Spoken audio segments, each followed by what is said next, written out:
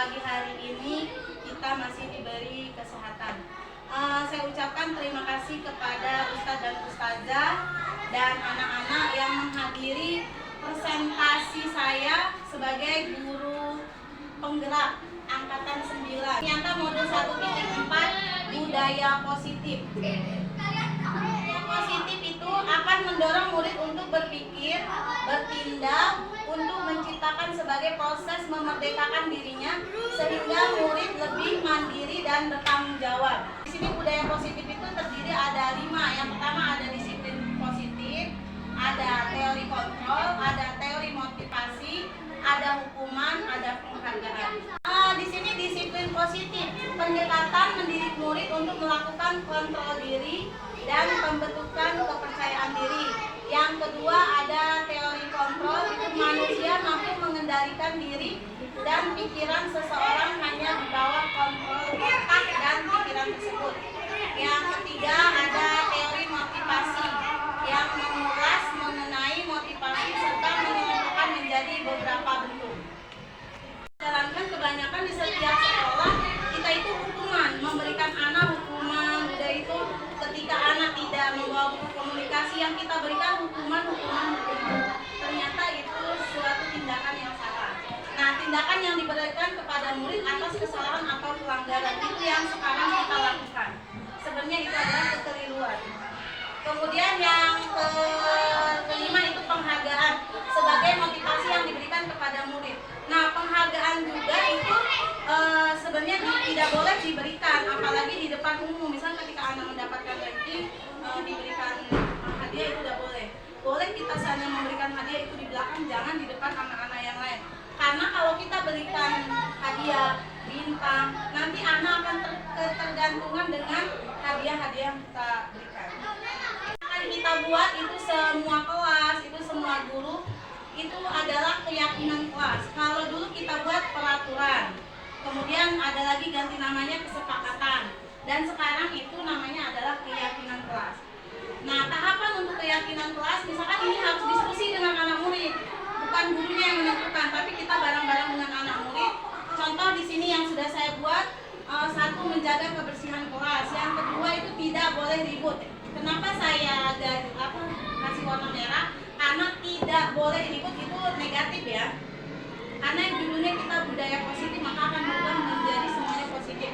Yang ketiga, semangat belajar, bertanggung jawab, disiplin, hadir tepat waktu, berdoa sebelum dan sesudah belajar, mengerjakan tugas tepat waktu, bersikap jujur dan saling menghormati. Yang ke-10, berpakaian rapi. Nah, ini keyakinan kelas yang pertama kita diskusikan sama anak-anak di kelas.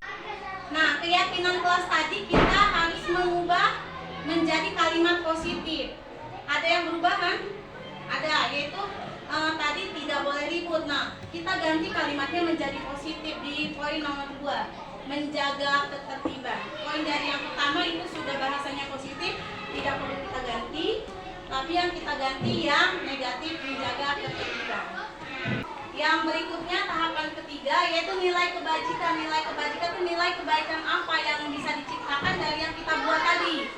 Ternyata ada nilai kebajikan yang pertama kenyamanan kelas, kalau kita sudah buat kenyamanan kelas. Kemudian ada disiplin, bertanggung jawab, religius. Ini yang tercipta nilai kebajikan yang kita bentuk tadi. Namanya nilai kebajikan tabel T. Tabel T itu untuk poin atasnya tampak seperti.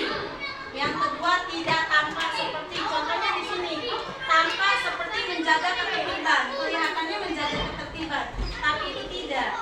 Kemudian tidak tampak seperti ini. Nah, itu salah satu. Ini tabel T namanya. Nilai kebajikan tabel Y. Tabel Y itu ada 3 poin: terdengar, terlihat, berperilaku. Terdengar misalkan yuk kerjakan tugas ini tepat waktu. Berarti ketika kita berbicara itu kedengaran. Yuk kita kerjakan tugas tepat waktu, berarti itu terdengar kan. Kemudian terlihat, menggunakan alat lengkap, menggunakan pakaian seragam lengkap, itu terlihat sama kita anak-anak. Kemudian berperilaku, kelihatan kalau dia datang tepat waktu berarti disiplin. Tugas guru ada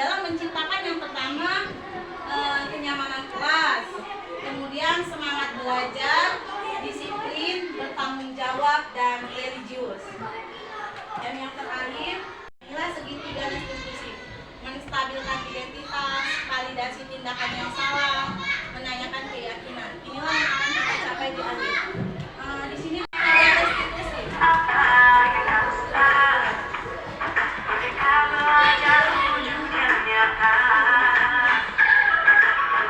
Ada kasus, kita kan suka ada kasus tentang permasalahan anak.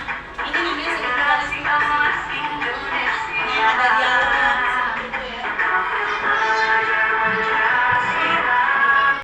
Nah, ini contoh segitiga restitusi menstabilkan identitas. Ketika anak melakukan kesalahan, kita panggil. Namanya itu menstabilkan identitas itu menanyakan kepada murid apakah benar kamu misalkan meninju anak. Nah, itu namanya validasi validasi tindakan yang salah. Artinya mengkonfirmasi apa yang dia salah, mengkonfirmasi. Jadi setelah kalian melakukan nah, ini validasi tindakan yang salah.